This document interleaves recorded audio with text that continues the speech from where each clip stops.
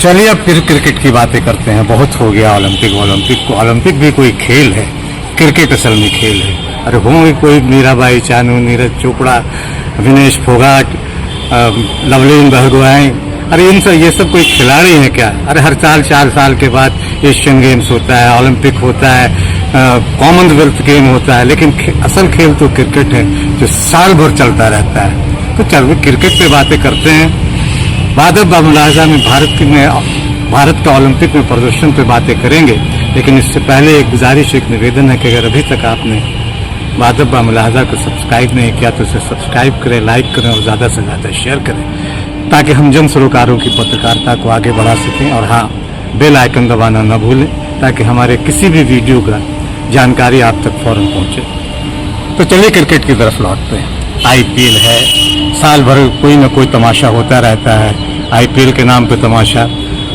Olympic को कौन जानता है, 4 साल में एक बार होता है। एशियन गेम्स 4 साल में एक बार होता है। वर्ल्ड चैंपियनशिप में अगर कोई एथलीट जाता है, कोई नीरज चोपड़ा भी भाला फेंकते हैं, या कोई मीराबाई चानू वेट लिफ्टिंग में कोई कमाल करती हैं, तो ये सब तो होता रहता है। लेकिन दरअसल खेल तो क्रिकेट ही है भारत का, और भगवान तो सचिन तेंदुलकर है। बाकी सारे खिलाड़ी तो दूसरे खेलों के आते जाते रहते हैं, उनका क्या है, वो व्यक्तिगत स्पर्धा में हिस्सा लेते हैं। कोई भाला फेंकने में स्वर्ण जीत जाता है ओलंपिक में, तो जीतने दीजिए, कौन जानता है उन्हें। अरे अपने रोहित शर्मा, विराट कोहली, महेंद्र सिंह धोनी वगैरह वगैरह न जाने कितने नाम जो लगातार सैकड़ों मीटर का छक्का मार देते हैं। और भाला फेंकने भी कोई कमाल है, 80-90 मीटर का भाला फेंका, इसमें कोई कमाल थोड़ी यार। कमाल तो छक्का मारने में, तेज गेंदबाज पर कोई आए और उस पर जन से छक्का लगा दिया, तो ये कमाल है। ओलंपिक में भी यही तमाशा रहा है हमारा। ओलंपिक में बातें होती रही विनेश फोगाट की, नीरज चोपड़ा की, क्या बातें की जाएंगी। 140-44 करोड़ का देश, हर कुल जमा 6 मेडल, उसमें 5 ब्रॉन्ज, 1 सिल्वर।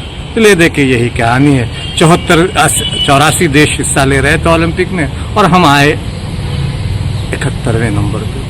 तो कुल ले दे के यही कहानी है। इसलिए क्या बात करें। आखिर क्रिकेट की बातें करेंगे तो वहाँ सट्टे वट्टे भी होते हैं, मैच फिक्सिंग होता है। इन खेलों में कहाँ सट्टा, कहाँ फिक्सिंग, कहाँ पैसे की बरसात।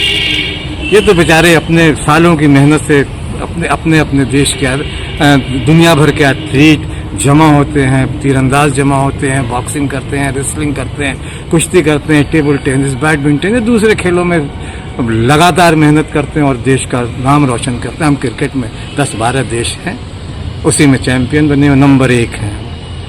लेकिन ओलंपिक में नंबर 1 कब बनेंगे, ये सवाल तो है। क्योंकि अभी अगर बात करें तो जैसे कहा कि कुल जमा 6 पदक, 5 ब्रॉन्ज, 1 सिल्वर।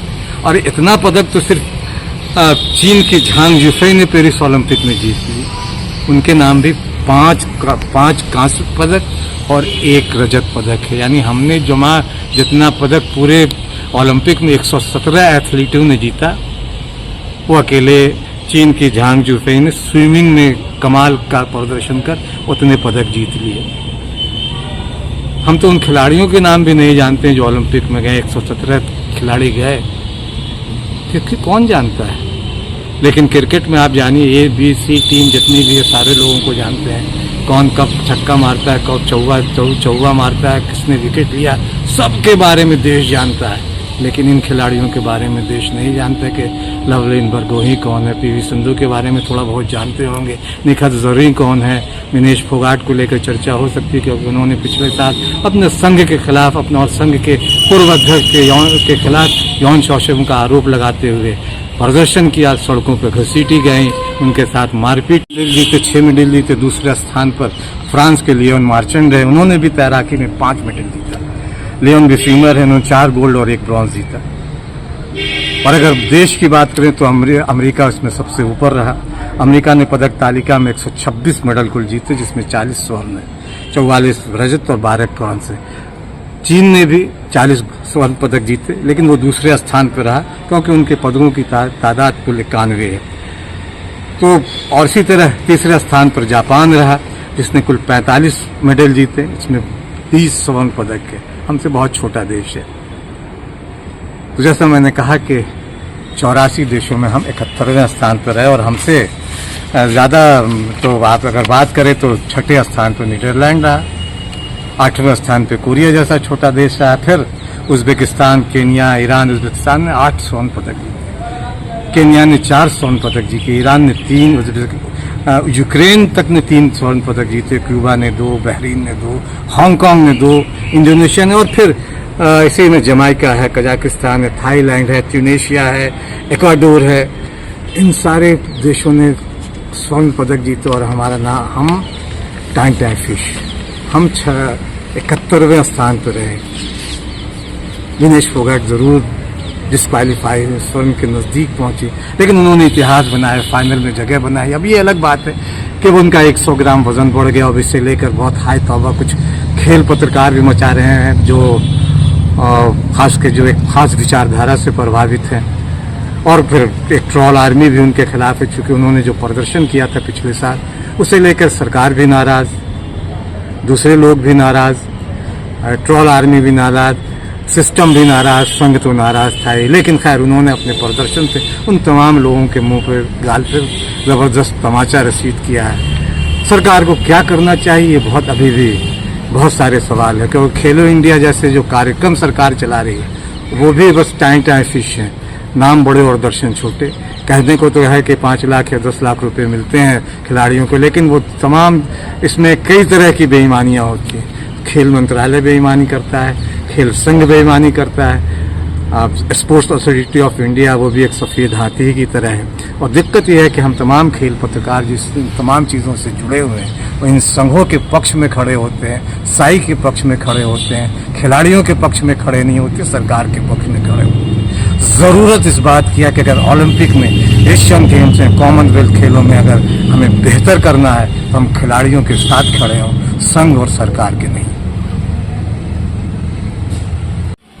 लेकिन ऐसा होगा नहीं, क्योंकि पत्रकारों से लेकर दूसरे लोग आज सत्ता, सिस्टम और संघ के साथ खड़े दिखाई दे रहे हैं। इसलिए कहते हैं कि क्रिकेट खेलना शुरू कीजिए, क्रिकेट की तरफ लौटते हैं।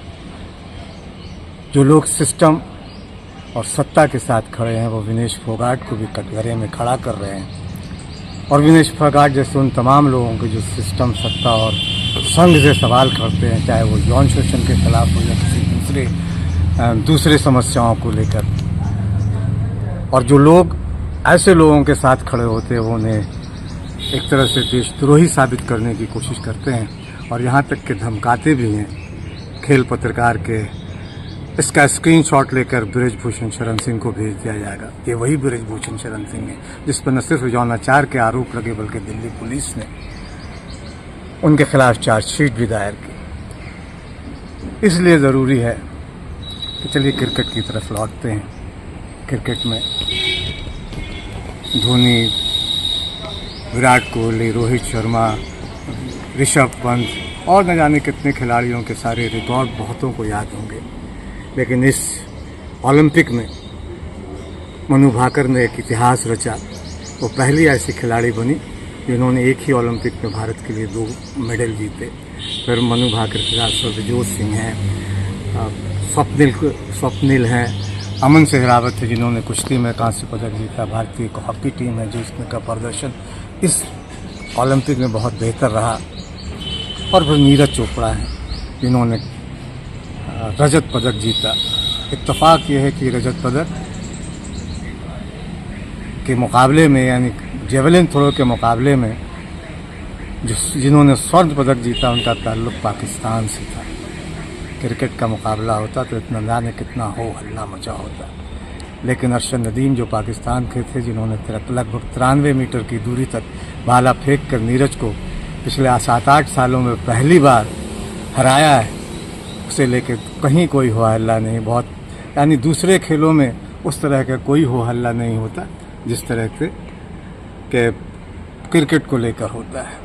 तो चलिए क्रिकेट की तरफ चलते हैं, क्रिकेट खेलते हैं। क्रिकेट की बात करें, ओलंपिक तो होता रहता है, ओलंपिक हर 4 साल पर होगा भी है। अगली बार कौन जाएगा कौन नहीं जाएगा, ये सारे बहुत सारे सवाल हैं जो गड्ढमड होते रहते हैं। और सिस्टम इन सवालों के बीच खिलाड़ियों को भी उलझाए रखती है, खेल संघों को भी उलझाए रखती है, और सरकार जो है आंख बंद करके सारा तमाशा देखती है, क्योंकि उसके लिए खिलाड़ी से ज़्यादा महत्वपूर्ण ये है कि खेल की सियासत कैसे हो। विश्व गुरु बनने का सपना हम देख रहे हैं, लेकिन खेल में हम विश्व गुरु बन नहीं पा रहे हैं। 84 मुल्कों में हम 71वें स्थान पर हैं। ये शर्मनाक है।